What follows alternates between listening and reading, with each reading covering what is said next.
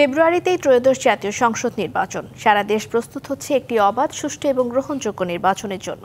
কি ভাবছেন সাধারণ মানুষ থেকে শুরু করে আগামী জনপ্রতিনিধিরা, সে কথা জানাতে ডিবিসি নিউজের ইলেকশন এক্সপ্রেস ছুটে যাবে সব সংসদীয় আসনে। আজ সারাদিন আছে সংসদীয় আসন 20 রংপুর 2-এ। স্বাগত জানাচ্ছি সিএসআরএম ডিবিসি ইলেকশন এক্সপ্রেসে। আজ দিনভর আছি রংপুর 2 আসনে। তারাগঞ্জ বদরগঞ্জ উপজেলার 15টি ইউনিয়ন এবং বদরগঞ্জ পৌরসভা নিয়ে গঠিত এই আসনটিতে অতীতের 12টি নির্বাচনের 7টিতেই জয় পেয়েছিল আওয়ামী লীগ, 4টিতে জাতীয় পার্টি এবং 96 ফেব্রুয়ারিতে এই আসনটি শূন্য গেছে। এই মুহূর্তে আমাদের সাথে যুক্ত হয়েছেন বাংলাদেশ জামায়াতে ইসলামের মনোনীত প্রার্থী এবং জামায়াতে ইসলামের সাবেক ভারপ্রাপ্ত secretary general ATM Azharul Islam. স্বাগত জানাচ্ছি আপনাকে। আমরা জানি যে বিগত 14 বছর পর আপনি আপনার নির্বাচনী এলাকায় এসে গণসংযোগ চালাচ্ছেন। এই যে লম্বা বিরতির পর আপনি এসে নির্বাচনে অবতীর্ণ হচ্ছেন, এই যুদ্ধে অবতীর্ণ হওয়ার পর মানুষের কাছে যাচ্ছেন, সারা আসলে কেমন পাচ্ছেন? মানুষ কি বলছে? ধন্যবাদ। আমি 14 বছর কারাভোগের পর আগে যে অবস্থা দেখি তার চেয়ে অনেক গুণ এই অঞ্চলে আমার জনসমর্থন বেড়েছে। বিশেষ করে মহিলা মা বোনদের যে সমর্থন পেয়েছি, আমি আবেগ আপ্লুত। হয়তো তারা আমাকে ফাঁসি কাষ্ট থেকে মুক্ত করার দোয়া করেছে, এই জন্য আমি ব্যাপক সাড়া পেয়েছি। ইনশাল্লাহ এই সাড়া যদি অব্যাহত থাকে আরও জনসমর্থন বাড়বে বলে আমি আশা করি। এই যে মানুষের কাছে যাচ্ছেন, এবার আসলে কি প্রতিশ্রুতি দিচ্ছেন? একরকম তো আপনার জীবনের এটি একটি বোনাস লাইফ, তো সেক্ষেত্রে মানুষের জন্য কি করার ইচ্ছা আপনার? প্রথমত হচ্ছে বলেছি যে আমার যে বোনাস লাইফ, আমার বাকি জীবনটা জনগণের কল্যাণে ব্যয় করব। সেই হিসেবে যদি আপনারা আমাদের ভোটটা প্রয়োগ করে আমাকে সমর্থন দেন, তাহলে আমি এমপি নির্বাচিত হলে দেশের প্রথমত কাছে রাস্তার অবকাঠামো আমি তৈরি করার চেষ্টা করব। যে সমস্ত রাস্তার কাজ অসমাপ্ত আছে সমাপ্ত করব। যে সমস্ত রাস্তার কাজ এখনো শুরু হয়নি তা শুরু করার চেষ্টা করবো ইনশাল্লাহ। আমাদের এখানকার হেলথ কমপ্লেক্সগুলো, জেলা উপজেলা হেলথ কমপ্লেক্সগুলো অত্যন্ত করুণ অবস্থায় আছে। এখানে আধুনিক প্রযুক্তি নাই। গ্রাম থেকে লোকরা চিকিৎসা করতে আসে, চিকিৎসা পায় না, গরিব মানুষরা রংপুর যেতে হয়। এই অবস্থার জন্য অবসান করতে পারেন তার ব্যবস্থা করবো ইনশাল্লাহ।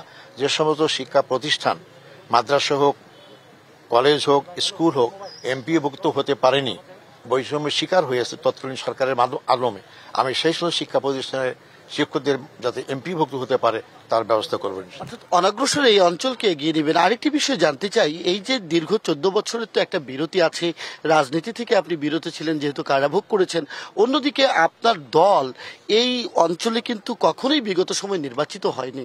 এবার মানুষ কেন আপনার দলকে ভোট দিবে সেটি যেমন জানতে চাই, একই সাথে জানতে চাই আপনার সাংগঠনিক ভিত্তি কতটা মজবুত রয়েছে।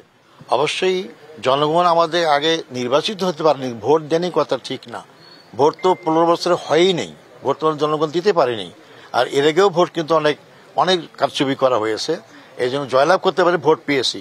এবারও জনগণ ভোট দেবে আমি মনে করি 2টা কারণে। একটা, আমি নির্যাতিত, জনগণের কারণে নির্যাতিত হয়েছি, ফাঁসির আসামি, জনগণ আশা করতে পারে আমি বেঁচে থাকবো, আমি বেঁচে এসেছি, এই জন্য জনগণ আমাকে গ্রহণ করতে চাচ্ছে। 2 নম্বর হচ্ছে 15 বছরে সাধারণ জনগণ যেভাবে নির্যাতিত হয়েছে, ঘরে থাকতে পারতো না, জেলখানা যেতে হয়েছে, তারা এই নির্যাতনের হাত থেকে বাঁচার জন্য তারা বেছে নিয়েছে আমাকে, যে সে মজলুম সেই যদি এমপি হতে পারে আমাদের জনগণের উন্নয়ন করতে পারবে, এবং সেই জন্যই মনে করি জনগণ আমার পক্ষে থাকবে ইনশাল্লাহ। আজকে আপনার এলাকার জনগণ এই গণমাধ্যমকে কাছে পেয়ে অনেক অভিযোগ করেছেন, বিশেষ করে আপনার এখানে একটি মেলার নামে অশ্লীলতা চলে এবং এখানে লটারি বা জুয়া চলে। এই জুয়া নিয়ে বদরগঞ্জের মানুষ খুবই ক্ষুব্ধ প্রতিক্রিয়া ব্যক্ত করছেন, রাজনীতিকরা তাদের পাশে দাঁড়াচ্ছেন না। এই বিষয়ে আপনার পর্যবেক্ষণ কি? অত্যন্ত পরিষ্কার কথা, আমার কোনো অবৈধ কাজ আমার সময় করতে দেব না, সেটা জুয়া হোক, হাউজি হোক, যাই কিছু হোক না কেন। এটা আমার ইমানি দায়িত্ব, এবং জনগণের বাচ্চাদের নৈতিক অবস্থা ধ্বংস করে দেয়, মানুষের টাকা পয়সা উজাড় হয়ে যায়। এই অবস্থা থেকে জনগণকে মুক্ত করার জন্য এই সময় অবৈধ কাজ আমি আমার ক্ষমতা বলে যা করা যায় তাই করবো ইনশাল্লাহ। আগামীতে আপনি নির্বাচিত হয়ে আসলে বদরগঞ্জ তারাগঞ্জ নিয়ে আপনার পরিকল্পনাগুলো যদি একটু সংক্ষেপে বলেন। আগামী নির্বাচনে বললাম কিছু তো আমি উন্নয়ন কাজ করবো ইনশাল্লাহ। এই বদরগঞ্জ তারাগঞ্জকে আমি জনগণের কল্যাণমূলক যত কাজ আছে করার চেষ্টা করবো ইনশাল্লাহ। তার প্রথম পদক্ষেপ আমি নিজেই একটা মেডিকেল সেন্টার খুলেছি বদরগঞ্জে, এই তারাগঞ্জে খোলার চেষ্টা করবো ইনশাল্লাহ, কারণ এখানে আমাদের অবহেলিত লোকরা চিকিৎসার খুব সমস্যায় পড়ে। স্বাস্থ্য, শিক্ষা এবং যোগাযোগের গুরুত্ব দিবেন।